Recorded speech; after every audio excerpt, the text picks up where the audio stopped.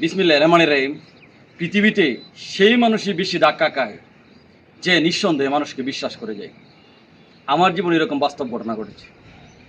বিশ্বাস করে ধাক্কা খেয়েছি। ধাক্কা খেয়ে বুঝতে পেরেছি বিশ্বের মধ্যেও এতটুকু বিষ নেই যতটুকু বিষ কিছু মানুষের মধ্যে আছে। কথায় আছে না যে সারা জীবন সাবধানে থাকলাম কুকুর থেকে, কিন্তু কামড় খেলাম মানুষের।